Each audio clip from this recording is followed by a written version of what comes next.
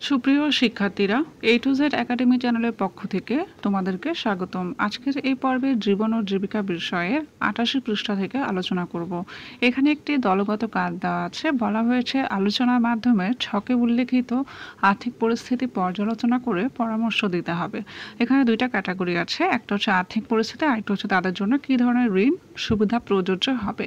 একে বলা হয়েছে এনামের বড় ভাই অর্থের অভাবে লেখাপড়া শেষ করতে পারছেন না। তো এই ক্ষেত্রে যে ধরনের সুবিধা সে পেতে পারে তা হলো ১. শিক্ষা ঋণ, ২. সরকারি ঋণ।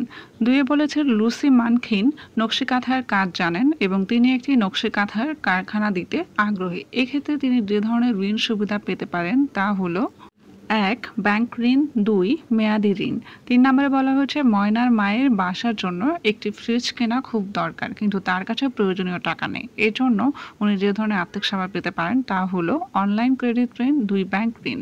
৪-এ বলেছে করিম সাহেব একটি জুস ফ্যাক্টরি তৈরি করতে চান, কিন্তু এই জন্য তার আর্থিক সহযোগিতা প্রয়োজন। এক্ষেত্রে তিনি যে ধরনের সুবিধা পেতে পারেন ১. মেয়াদি ঋণ, ২. SME ঋণ। এরপর ৫-এ বলা হয়েছে শ্রীকান্ত বাবুর একটি বড় মুদির দোকান আছে, কিন্তু টাকার অভাবে তিনি প্রয়োজনীয় নতুন মালামাল উঠাতে পারছেন না। এক্ষেত্রে তিনি আর্থিক সুবিধা পেতে পারেন ১. সাধারণ মেয়াদি ঋণ, ২. আত্মীয় স্বজন থেকে ঋণ।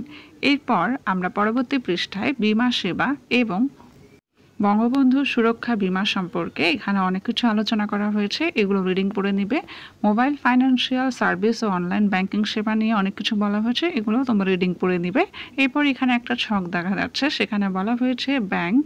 তো এর মধ্যে হতে পারে Sonali bank, Janata bank, Rupali bank, Agrani bank. তারপর আছে নন ব্যাংকিং আর্থিক প্রতিষ্ঠান, সেগুলো হতে পারে house building finance, CBC finance, first finance, far east finance.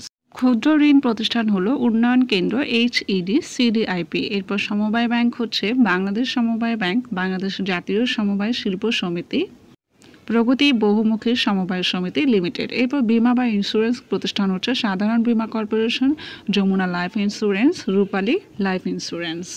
এই ছিল আজকের পর্ব। পরবর্তী ভিডিওগুলো পেতে আমাদের চ্যানেলটি সাবস্ক্রাইব করুন। ধন্যবাদ।